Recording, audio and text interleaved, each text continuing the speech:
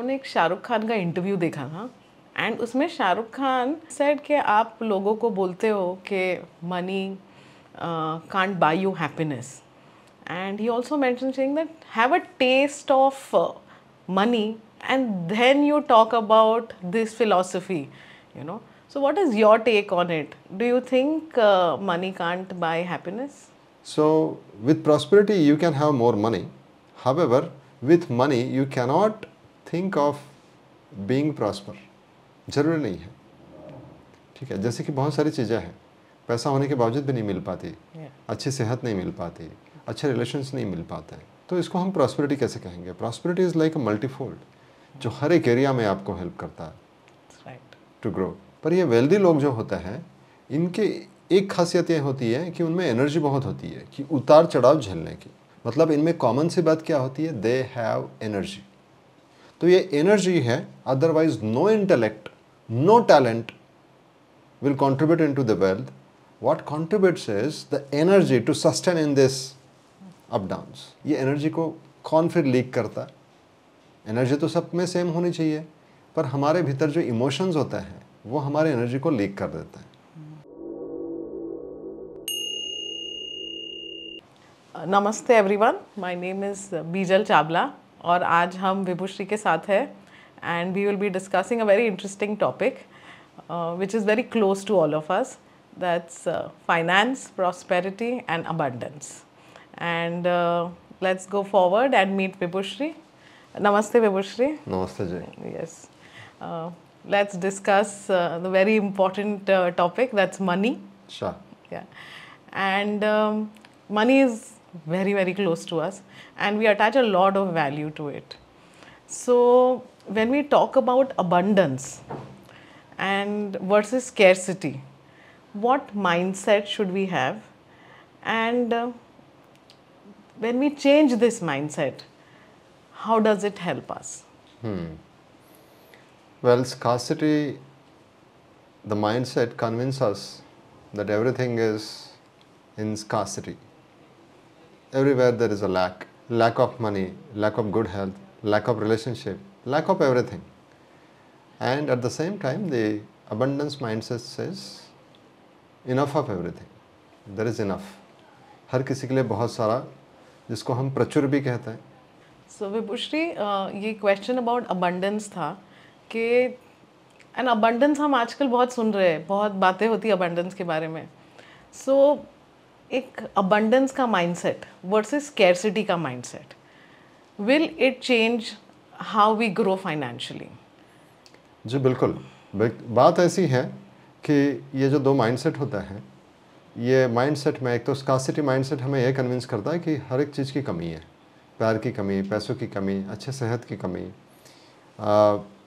मतलब वो हर जगह हमें कमी दिखाता है। तो अगर हमारा दृष्टिकोण कमी का है तो हमारे सारे परसेप्शंस वैलिडेट होता है, इस चीज़ को समझ लेना होगा। और अगर मैं बोलूँ पैसों की कमी है तो मुझे सच में पैसों की कमी दिखाई देती है, फिर मुझे क्लाइंट्स ऐसे मिलता है, मुझे प्रोजेक्ट्स वैसे मिलते हैं, तो scarcity will be validated. So if I have the mindset of scarcity, and abundance is the mindset where it says that there is enough of everything. हर किसी के लिए जितना चाहिए उतना है।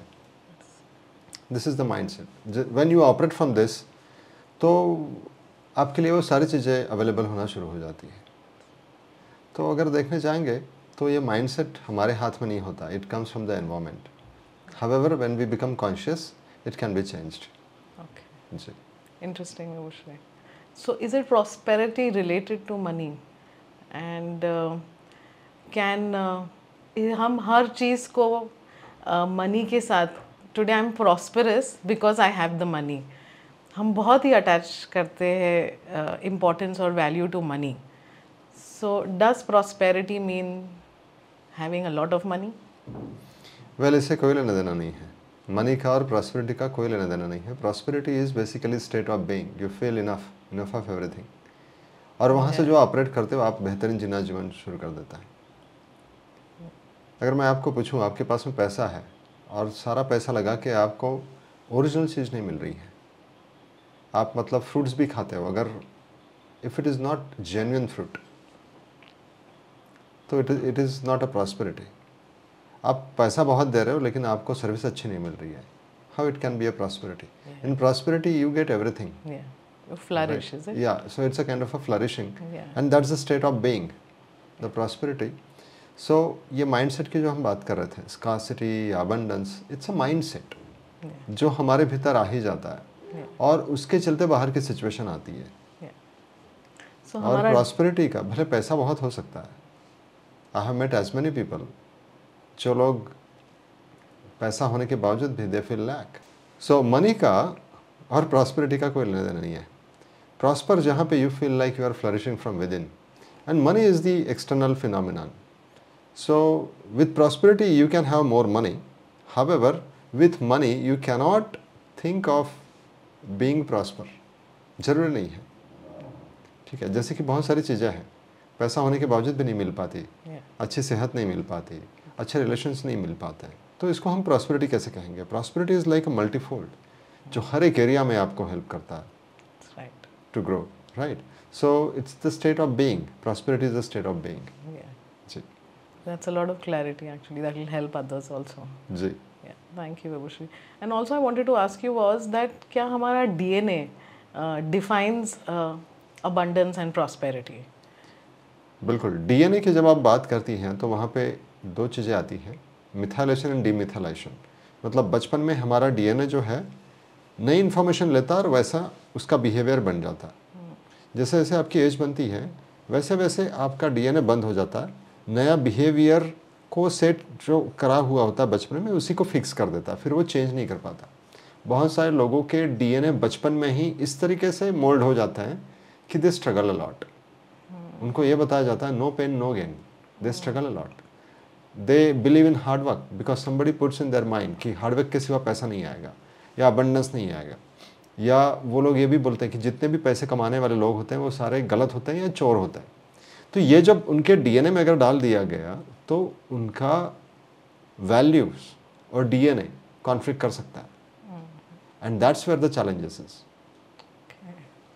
सो डीएनए का अगर मेरे पुरखों से ही कहीं सारा लैक रहा है, स्कार्सिटी रहा है, तो इवन मेरे लाइफ में भी स्कार्सिटी और लैक रहता है। आपने देखा होगा जिस तरीके से माँ खाना बनाती है वैसे ही बेटी बनाती है, जिस तरीके से फ्रिज में रखा जाता है सामान वैसे ही बेटी भी रखती है, right? Exactly.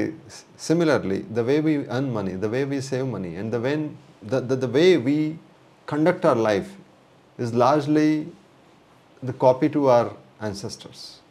Influence. It's kind of influence. Yes. तो ये इन्फ्लुएंस जो होता है एक तो हमारे पूर्वजों से आता है और दूसरा एनवायरनमेंट से आता है, और वो बचपन से ही कोड हो जाता है। So what you absorb, what you watch is very very important. जी जी, ये सारी बातें हमारे डीएनए में आ जाती हैं।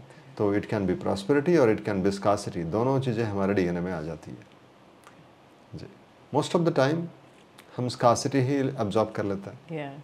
हमने एक शाहरुख खान का इंटरव्यू देखा था एंड उसमें Shahrukh Khan said something, he said कि आप लोगों को बोलते हो कि money can't buy you happiness, and he also mention saying that have a taste of money and then you talk about this philosophy, you know. So what is your take on it? Do you think money can't buy happiness? Well, अभी किसने क्या बोला है, वो everybody has their own priorities कि priority क्या है।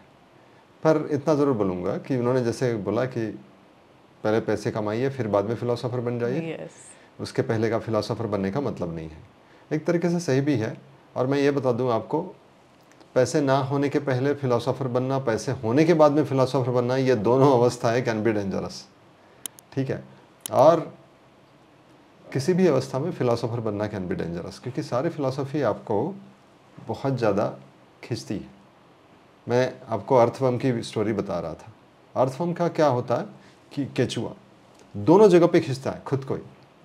एक अगर उसकी फ़िलासफ़ी अलग है और उसको काम कुछ अलग करना है, ये दोनों अगर खींचें उसको तो वो बहुत जल्दी थकान में आ जाएगा, है कि नहीं? There will be huge conflict, और एक कॉन्फ्लिक्ट ही उसको उसके लाइफ में बहुत बड़ा चैलेंज हो जाएगा। तो इसी के चलते हमें अगर भगवद गीता की बात करें तो भगवद गीता में 6 अध्याय में 3 वर्ष में एक बात लिखी है कि जो व्यक्ति अपने जीवन में योग के जरिए आगे बढ़ना चाहता है वो कर्म करे, और कर्म कारण उच्यते, उसका कर्म होना चाहिए, पर कर्म भी कौन सा, कि जो उसके डीएनए से सूटेबल हो, वो कर्म करने से वो आगे बढ़ेगा और फ्लरिश होगा। ठीक है, कर्म कारणम उच्यते। पर जिसका ये सब हो चुका है, एक बार वो फ्लरिश हो चुका, एक बार वो इसके आगे निकल चुका, तो फिर उसका श्रम कारणम उच्यते। श्रम यानी जो उसके जो पैटर्न्स हैं, या जो अभी भी कुछ करना है, अभी भी कुछ करना है, क्योंकि आप कितना कमाओगे, वहाँ देयर हैज़ टू बी। तो यहाँ पे फिर मैं साइकोलॉजिस्ट कार्ल यूंग की बात कहूँगा। ठीक है, उसने क्या कहा कि आपका जो पहला 50% जो है, you should spend in earning, and rest of the 50% of your life should be to release it off, खाली कर देने में लग जाओ, not externally, internally you get detached. ठीक है, तो ये भी ज़रूरी है कि हम एक सही अमाउंट में, एक राइट अमाउंट में, या एक तय कर ले कि इतना इतना मैं कर लूँगा, and then I will start getting detached from it. This is also very important, because what is life? अगर आपकी लाइफ प्रायोरिटी है, then you will do this. If your life is not priority, because there are two kind of people are living in this world. One is living for the gratitude to the divine, and second kind of people, those who are living for the gratification for their own. However, all the gratification will lead to the a kind of suffering. ये अब तक इतने 5000 सालों में या कई सारे सालों में लोगों ने ये फाइंड आउट किया कि खुद के लिए जो भी काम करता है, ultimately it is going to bring a great suffering. The more the gratification, the more the suffering. हालांकि there can be a kind of a balance between gratification and gratitude, then yes, this is the journey of yoga, where the abundance is also worshipped, is it not? अभी जैसे दिवाली आ रही है, तो दिवाली के दौरान तो हम क्या करते हैं? We worship abundance. और कृष्ण भगवान भगवद गीता में बताते हैं बकायदा कि मैं ही, मतलब मैं ही वो अबंडेंस हूँ, है कि नहीं? Yes. So you are saying that you can't buy happiness, but when you choose clarity and you say that when you are clear with your thoughts of whether you want gratification or gratitude, happiness just flows. Is that? Yes, clarity and priority. And with clarity the priority comes. Yes. Yeah. विभूश्री, हम जो value attach करते हैं money के साथ और wealth के साथ, हमें लगता है दैट हम एफर्ट करेंगे और एफर्ट लेंगे तो हमें वेल्थ और मनी मिलेगा। सो व्हाट डू यू से ऑन दैट? इज़ हमको अगर स्पिरिचुअली ग्रो करना है तो क्या हमको ये एफर्ट डालना ज़रूरी है? Does it work effortlessly? Because it's a conflict between, if you want to earn money तो भाई मेहनत करनी पड़ेगी, एंड हम स्पिरिचुअली ग्रो करना चाहते तो हम बोलते हैं कि सब एफर्टलेसली होना चाहिए। तो how do you resolve this conflict? पहली बात तो एफर्ट और कॉन्फ्लिक्ट ये माइंड पैटर्न्स हैं, ये मेरे माइंड में है, ये मेरे जहन में है, तो मेरे से वही होगा। इससे कोई लेना देना नहीं है, अबंडेंस का, प्रॉस्पेरिटी का, इससे कोई लेना देना नहीं है। मुझे बचपन से प्रोग्राम किया गया है एफर्ट करो, तो आई मीन एफर्ट। बचपन से मेरे दिमाग में कॉन्फ्लिक्ट डाला गया है, दो अलग अलग चीज़ें, मैं हमेशा कॉन्फ्लिक्ट में ही रहूँगा। दूसरा कन्फ्यूजन, हमेशा कन्फ्यूज रहूँ, तो that is the my state. तो मेरा स्टेट से बहुत ज़्यादा ये प्रॉस्पेरिटी और अबंडेंस दूर चले जाता है। ये मेरे स्टेट से, मैं state of confusion, conflict and the effort, ये अगर मेरा स्टेट है तो कैसे आ सकता है प्रॉस्पेरिटी? कैसे आ सकती है? Because prosperity is again comes with the ease, ये हमें समझना है। तो पहले तो मुझे ये देखना होगा कि ये मेरे पैटर्न्स हैं एफर्ट के, रेस्टलेसनेस के, कॉन्फ्लिक्ट के, कन्फ्यूजन के, और ऐसे कई सारे। मैं आपको एक स्टोरी बताऊंगा। I was travelling in a boat, तो मैं बोट पे ऐसा देख रहा था, और एक ऐसा बंदा था, वहाँ का लोकल कोई बंदा था, ये गांव का एरिया था। तो पिताजी अपने बेटे को बोल रहा था, बेटा तुम्हें पता है ये जितने भी अमीर लोग होते हैं ना, मक्कार होते हैं, एक नंबर के मक्कार होते हैं। और बेटा सुन रहा था एकदम। तो जैसे मैंने आपको बताया कि बचपन में डीएनए बहुत ओपन अप होते हैं, they pick up everything what ever been share. अभी ये पिताजी इस तरीके से बोल रहे थे कि सारे अमीर मक्कार होते हैं। क्यों? क्योंकि वो अपने आप को जस्टिफाई कर रहा था कि why I am not rich, you know, क्योंकि मैं मक्कार नहीं हूँ। अभी ये बेटा किस तरीके से लेगा इंफॉर्मेशन कि एक तो मुझे मक्कार होना पड़ेगा, या आई रिस्पेक्ट माई फादर, मुझे मेरे फादर जैसे अच्छा होना पड़ेगा. This is what he perceives, right? So this is a kind of a perception. Now this he has picked up this perception. तो ये सारे एफर्ट, कॉन्फ्लिक्ट, कन्फ्यूजन, ये सब बचपन से हमारे अंदर आना शुरू हो जाता है. इससे कोई लेना देना नहीं कि आप हार्डवर्क करते हो या स्मार्ट वर्क करते हो. ठीक है, अगर आपको कोई बताएगा अभी कि स्मार्ट वर्क करो, आप कैसे करेंगे? आपसे होगा ही नहीं. You have been program to do hard work. और अगर आपको हार्डवर्क करने का चांस नहीं मिला और पैसा मिल रहा है, तो आपको वो हजम ही नहीं होगा. मतलब आप खुद ही नहीं उसको एक्सेप्ट करोगे. आप बोलोगे ये मैं कैसे कर सकता हूँ. मैं आपको एक स्टोरी बताता हूँ पुणे की, जहाँ पे मतलब एक बंदा बाइक से जा रहा था. 3-4 चोर लोगों ने उसको घेरा और उससे जो था उसके पास में सब ले लिया. एंड फिर बाद में उसको मारना शुरू किया. एंड ही इज लाइक कि अरे सब तो ले लिया, आप मेरे पास में कुछ नहीं, मार क्यों रहे हो? तो बोलता देखो भाई, हम मेहनत की कमाई खाते हैं. तो मतलब ये हार्डवर्क जो है, this is like imbibed in our DNA. But ये इतने सालों का कंडीशनिंग है जो हम बचपन से देख रहे हैं और हमको कंडीशन किया गया है by everyone, the environment. So how do you deprogram that? How do you get rid of it? जी. सो पहली बात कि हमारा पूरा लाइफ ही प्रोग्राम से चलता है, कंडीशन से चलता है. All the patterns are running our life. We think I am living my life, but no, it's all patterns. The only and only way to come out of all these patterns and conditioning is to bring the awareness in our life. However, awareness is not so easy, because our awareness is basically encroached with all the patterns and perceptions. तो हमें एक कदम उठाना है पहले कि भाई ये patterns और परसेप्शन से फ्री होना है हमें. फिर नेचुरल स्टेट क्या बचेगी? वो बचेगी अबंडेंस की, जिसको हम भाव कहते हैं. वरना अभाव, ये आप जो प्रॉस्पेरिटी की जो बात कह रहे हैं, हम उसको भाव अभाव इस तरीके से बात करते हैं. भाव यानी द फुलफिलमेंट, और अभाव मतलब स्कार्सिटी, कमी. सो अगर आप पूछ रहे हैं कि कैसे इसको डीबर्डन करें, कैसे रिप्रोग्राम करें, तो सबसे बेहतरीन सॉल्यूशन यही है भाव. भाव यानी लव, उस प्यार को महसूस करना और अवेयरनेस में ग्रो करना, यही इसका सॉल्यूशन है. When you grow in awareness, you start to see these are the patterns. Yes. And when you start to see, your observation is like a fire. उसको जला देते हैं पैटर्न्स को. जी. And how easy it is to come in awareness? How do you walk that first step to awareness? आपका question ये है कि हम अवेयरनेस में कैसे आए, so that हम अपने आप को रिप्रोग्राम कर पाए. देखो, पहली बात तो हमारे प्रोग्राम्स इतने होते हैं कि हम अवेयरनेस में नहीं आ पाते. ठीक है, तो पहले मुर्गी या पहले अंडा? ठीक है, ये ऐसा सवाल है. तो पहले हमें चाहिए कि अवेयरनेस में ग्रो करें. अवेयरनेस में ग्रो करने से हमें पता चलता है कि these are all my patterns. और अवेयरनेस को कैसे बढ़ाएं?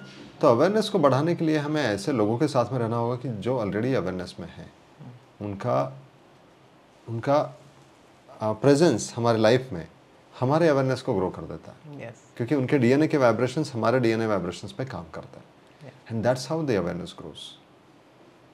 Yes. जी, मतलब इंटेलिजेंस को बढ़ाया जा सकता है Yes. With effort. अवेयरनेस को with effort can not be improved.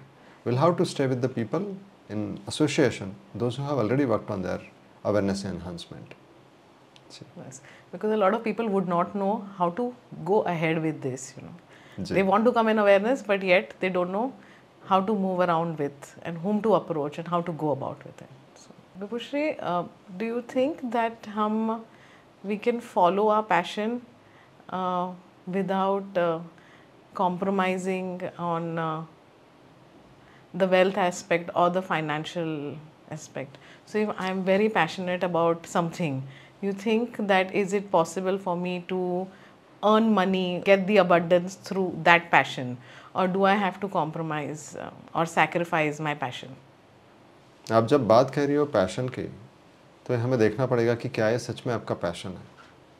क्योंकि बहुत दफ़ा we get influenced, and most of the time the influence we say this is my passion.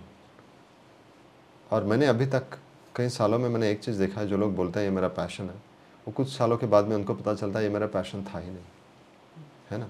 तो भगवद गीता में एक बात आती है, कर्मण्या कामान्या कर्मणा न्यासम, मतलब कि किसी और चीज़ को देख के आप इन्फ्लुएंस होके मत बोलिए, वैसा काम मत करिए। हो सकता है कि आप इंस्टाग्राम देख रही हो, कोई कुछ कर रहा है, उसको देख के आप इन्फ्लुएंस हो गए, तो हो सकता है कि वो आपको और मिसगाइड कर दे।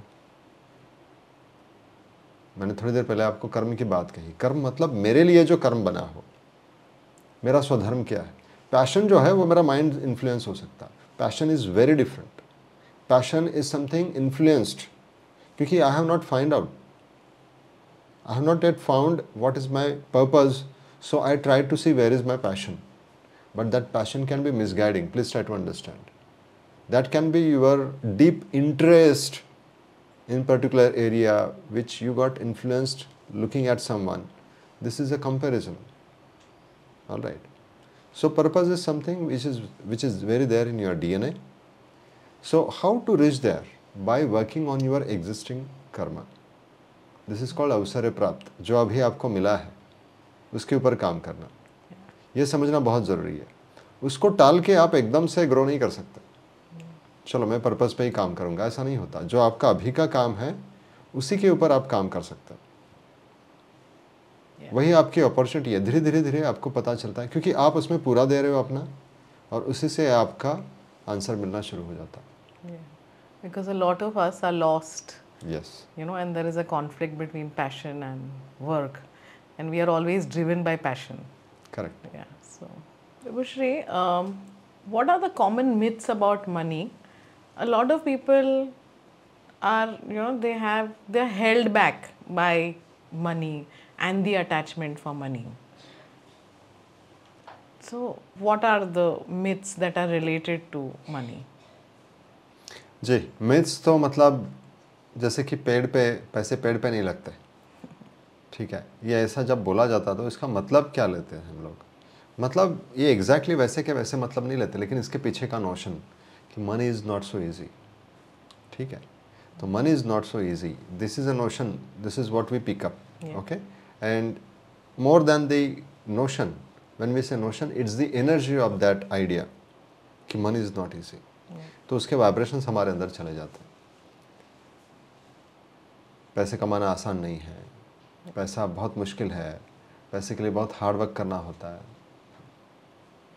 तो ऐसे कई सारे आइडियाज़ और धारणाएं, या जिसको आप मिथ कह रहे हो, ये सारी बातें हमारे अंदर आ जाती है, और वैसे ही हमारे लाइफ की चीज़ों को वैलिडेट होता है। थोड़ी देर पहले जैसे मैंने आपको बात बताई कि कैसे एक पिताजी ने अपने बेटे को बताया कि जिन लोगों के पास में पैसे होते हैं वो सारे मक्कार होते हैं।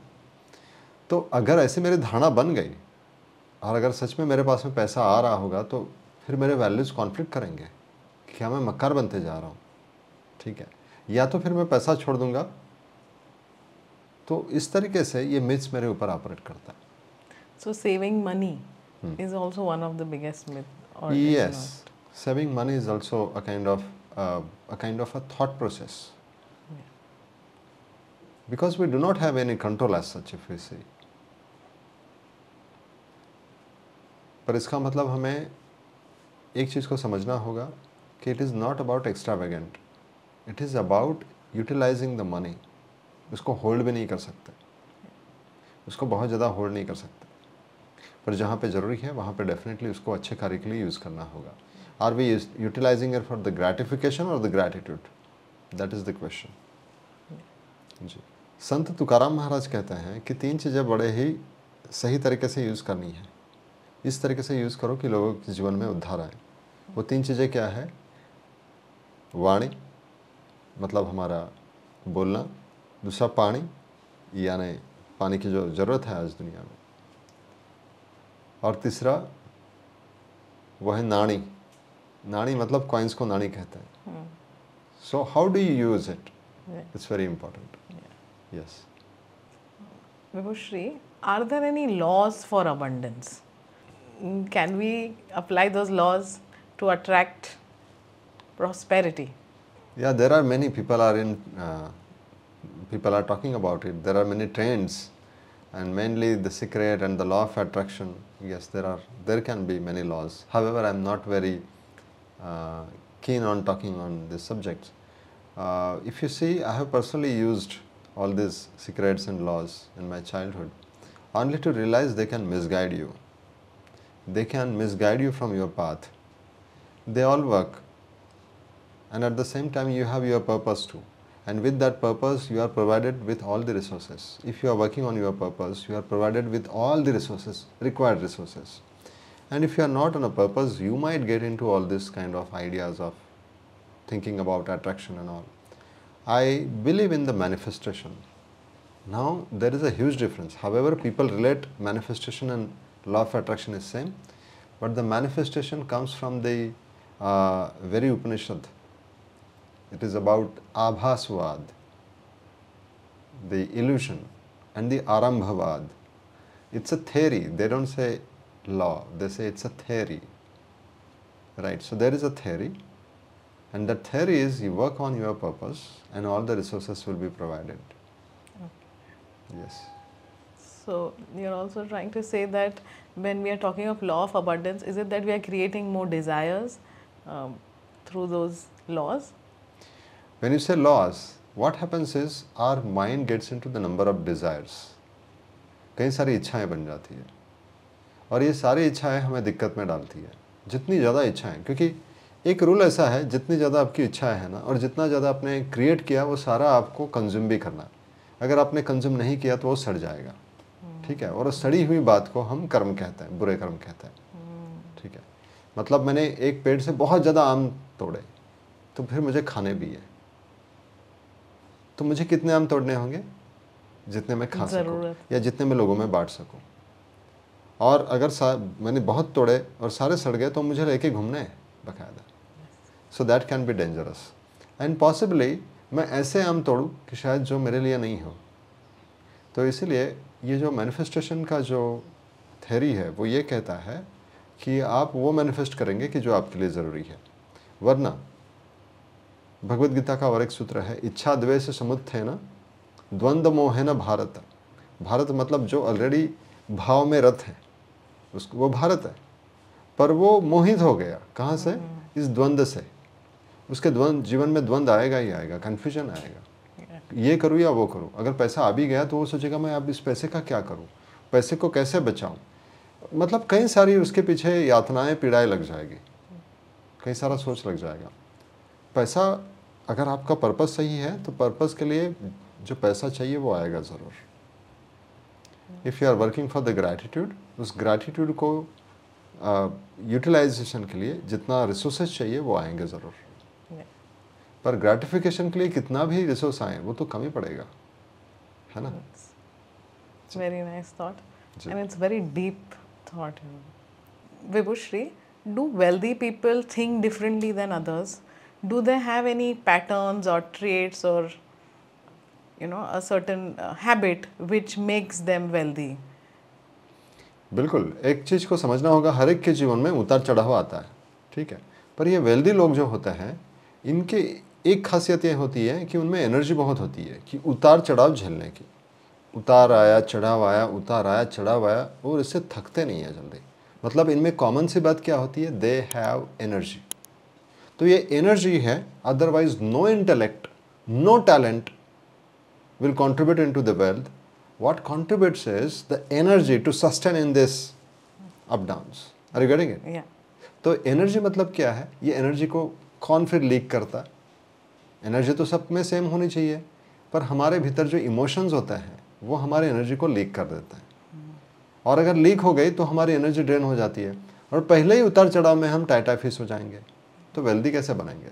तो एक सस्टेनेंस जो चाहिए, एक जो कंटिन्यूएशन जो चाहिए, उसके लिए जो हमारे इमोशंस होते हैं वो अगर आप देखेंगे, the wealthy people, I consider them is a yogi, उद्योगी जो उदय की तरफ जिनका योग हो, तो they do it, they stretch. Yoga में क्या खासियत है? स्ट्रेच करना. तो वो भी अपने एनर्जी से इस उतार चढ़ाव को खींच लेते हैं और आगे चल के वो वेल्दी बन जाते हैं. तो ये सबसे बड़ी खासियत है उनकी कि they can sustain their energy for longer time. Okay. जी. So, can you manifest money? And are there any principles to make that work? जी, सो जब मैनिफेस्ट की बात आती है तो मनी ही क्यों, ठीक है, because we think money is everything. This comes from the idea कि मनी से ही हमारा जीवन आगे बढ़ सकता है, ठीक है. सबसे पहली बात, मैनिफेस्ट लॉ की जो आप बात कर रहे हैं, लॉ ऑफ अट्रैक्शन में, उसमें माइंड को बहुत इंपॉर्टेंस है. माइंड के सारे थॉट्स और हमारा लाइफ जो होता है, ये मैं पहले ही बता दूं, इट इज़ अ फिलॉसफी दो, पर ये पहले ही बता दूं कि अगर मेरा विचार ये है कि मेरे जितने भी मेरे दिमाग के विचार हैं वो सारे पूरे हो जाएं तो मुझे खुशी आएगी, ऐसा नहीं है. इनफैक्ट ये काफ़ी बड़ी दिक्कत हो सकती है. सो द मैनिफेस्टेशन जो है is focusing on being and then having. और बाकी सारी जितने भी लॉज और जो टेक्निक्स आप बता रहे हैं, they are talking about visualisations, thinking and thinking big and all those stuff, पर ये सारी बातें आपको डिज़ायर्स में ले जाती है. So it's a journey of having then being. So focus is on having. पर आप कितना हैव करोगे, और जो हैव के बाद में अगर बीइंग ही नहीं रहा, पर बीइंग में आप हैविंग कर ले आ सकते हो. तो पहले बीइंग, तो manifestation is like this is manifested and then there is a manifestation. So जो मैनिफेस्टेड है वो कुछ नया मैनिफेस्ट नहीं कर सकता. मैंने अगर खिलौना बना दिया, वो खिलौना ऐसा बना सकता हूँ मैं मशीन से कि वो नाच सकता है, पर वो नया कुछ तैयार नहीं कर सकता. मैं रोबोट भी बना सकता हूँ, वो भी कुछ क्रिएट कर सकता है, पर वो ही क्रिएट करेगा जिसके लिए वो प्रोग्राम है. नया कुछ क्रिएट नहीं कर सकता.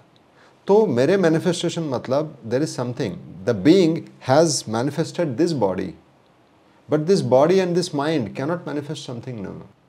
So, Vibhushri, when I want to grow spiritually, is money important? जी, मैंने आपको पहले ही बताया था, भगवद गीता का 6th चैप्टर 3rd वर्स जो बताता है कि कर्म कारण मुच्यते, कि मैं मेरे स्वधर्म के ऊपर काम करूं, और मेरे स्वधर्म के लिए हो सकता है कि मनी की ज़रूरत हो, ठीक है, और स्वधर्म मतलब जो मेरे लिए कार्य बना हो, ठीक है. और इसके बाद में जो जर्नी, स्पिरिचुअलिटी जर्नी, मतलब the journey of gratitude. You are grateful for the divine and, और विदाउट स्पिरिचुअलिटी की बात आती है तब द जर्नी ऑफ ग्रेटिफिकेशन, ठीक है.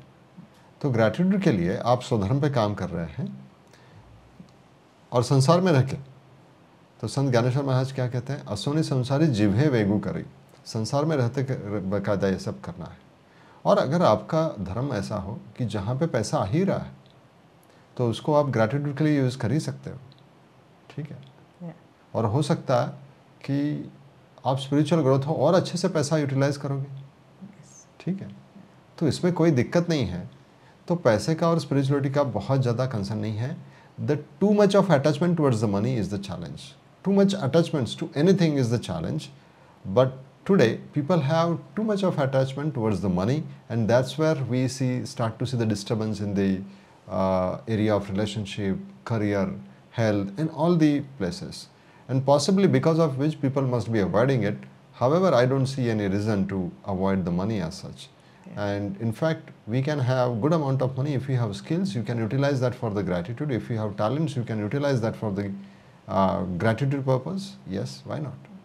So, if I want to be spiritually on a higher path spiritually, I don't need to leave the sansari jivan, or I don't need to go to the mountains or become a sannyasi to live a spiritual life. Absolutely, absolutely. Yeah.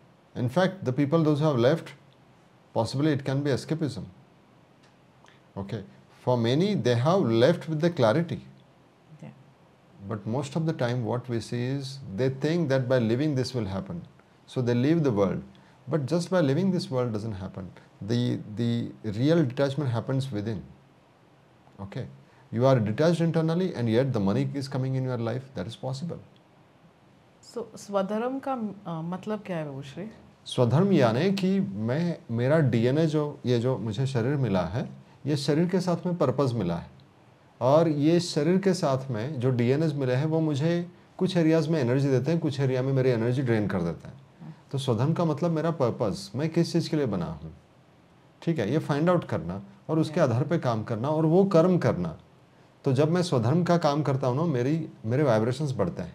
ये भगवद गीता में बात आई कि मेरे vibrations बढ़ते हैं। जब मैं स्वधर्म का काम नहीं करता हूँ तो मैं भले कितना भी खींच लूँ अपने आप को, लेकिन मेरी एनर्जी ड्रेन हो जाती है। So it is very important for me to work on my swadharma. स्वधर्म मतलब कि मेरा पर्पस, और उसी को हम कर्म भी कहेंगे। तो एक ऐसा कर्म करना है मुझे कि जो मुझे उद्धार की तरफ ले जाए। तो इसमें संन्यास होने की बात ही नहीं है, हमें कुछ छोड़ने छाड़ने की बात ही नहीं है, ठीक है। और जब आपका उद्धार हो जाता है, आप एक स्टेबिलिटी प्राप्त कर लेते हो, फिर आपको कर्म को, सारे कर्मों को शम करना होता है।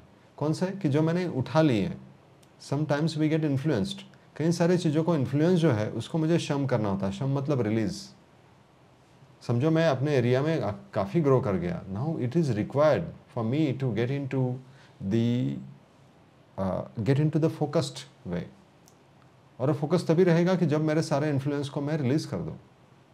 बहुत दफ़ा क्या होता है, मेरे अंदर बहुत सारे इन्फ्लुएंस होते हैं, और आज के डेट में तो इतने इन्फ्लुएंस होते हैं, ये भी करो, वो भी करो, ये भी अच्छा है, वो भी अच्छा है। और मैंने काल युग की बात कही है आपको कि आपके मिड लाइफ के बाद में आपने जो भी अचीव किया है उसको अभी रिलीज़ करते जाना है, so that you will be able to enjoy more. ठीक है। और आजकल तो बहुत इन्फ्लुएंसर्स हैं। बिल्कुल बिल्कुल जी। सो हमारा ध्यान एक जगह बना रहे, ये बहुत ज़रूरी है। हमारा धन है अटेंशन, हमारा अटेंशन रहे ग्रैटिट्यूड पे in all the cycles. It can be down और इट कैन बी अप। मतलब मेरे जीवन में उतार आए या चढ़ाव आए, मुझे ग्रैटिट्यूड में रहना है। क्योंकि जो उतार अभी मुझे लग रहा है ना, हो सकता है कि मुझे चढ़ाव के लिए आया होगा, बहुत बेहतरीन चढ़ाव के लिए। बहुत सारे लोग सिर्फ चढ़ाव में ही खुश रहते हैं, उतार में फिर सोचते हैं अरे यार मैं तो बर्बाद हो गया, मैं ये हो गया, वो हो गया। ऐसे नहीं है। हमारा अटेंशन ऑलवेज जैसे ठेविले अनंत है तैसे ची रहावे, चित्त असुदैवे समाधानी। मतलब क्या है? मतलब है कि जैसे हमें डिवाइन ने रखा हुआ है, ऊपर तो भी ग्रैटिट्यूड, नीचे तो भी gratitude, in all the case gratitude. कोई भी साइकिल हो, ग्रैटिट्यूड। सो उसको धनतेरस कहा है, the attention of gratitude, the cycle full of attention with the gratitude. This is what the Dhanteras is and this is what the Diwali is. So इसी के चलते हम पटाखे जलाते हैं, दिया जलाते हैं, सो दैट एक लाइट आ जाए, हम we can express our gratitude. This is what the Diwali is. Celebrate the gratitude, celebration, yes. हालांकि अभी वो बहुत सारे एरियाज में नॉइजी हो गया है, पॉल्यूटेड हो गया है, पर उसका असली मतलब अगर देखेंगे तो हमें अंदर से ग्रैटिट्यूड फील करना है। बाहर से हम कितना भी पटाखे जलाएंगे, दिए जलाएंगे, लेकिन अंदर से ग्रैटिट्यूड नहीं है, it's of no use. So that children, from the beginning, from the childhood, you should start to feel the gratitude and the abundance. इसलिए पटाखे या दिए जलाए जाते हैं, पर उसको हम बाजू में रख दिए हैं अभी, हमारे असली भाव को बाजू में रख दिया, और बाहर और पटाखे जलाने शुरू कर दिए। बहुत सारे पटाखे क्यों जला रहे हैं, बहुत सारे दिए क्यों लगा रहे हैं? Why so much of pollution? क्योंकि हमें लगता है ज़्यादा करेंगे तो ज़्यादा होगा। ऐसा नहीं होता, अंदर से भाव महसूस होना है। तो बाहर कितना भी करो, आपके अंदर का भाव नहीं बढ़ने वाला। भाव बढ़ने से बाहर की अच्छी चीज़ें हो सकती है। Yes, we have lost the essence of the festivity, and it's good to know, you know, the essence. Yeah. तो बहुत ज़्यादा करने से या आप स्कार्सिटी में रहने से आपको सत्य की प्राप्ति नहीं होगी। भगवद गीता में 2 अध्याय में जो बात आई है कि ना अभावो विद्यते सत, अभाव में आपको सत्ता का पता ही नहीं चलेगा, ना सत्य का पता चलेगा, ना अबंडेंस का पता चलेगा। ना असतो विद्यते भावो, और असत को अगर हम फॉलो करेंगे तो भी भाव नहीं आएगा। असत को फॉलो करेंगे। असत क्या है? असत यही कि जो मेरे लिए नहीं बनी है चीज़, उसके पीछे मैं पड़ जाऊं। असत क्या है? जो मेरे लिए चीज़ नहीं बनी है, उसके बावजूद मैं उसके पीछे पड़ा हूँ, वो असत है मेरे लिए। ठीक है। और जो मैं बुद्धि से सोचता हूँ, जो भी बुद्धि से करता हूँ, वो सब असत है, क्योंकि वो परमानेंट नहीं रहने वाला। तो जो कुछ भी मैं ग्रैटिट्यूड के लिए करूँ, that can help me lead towards the Sat. Yeah, nice. So that gratitude can create the journey for abundance. Absolutely. Yes. Thank you, Vibhushri, for this enriching session. Thank you everyone for watching this podcast, and see you in the next one. Thank you.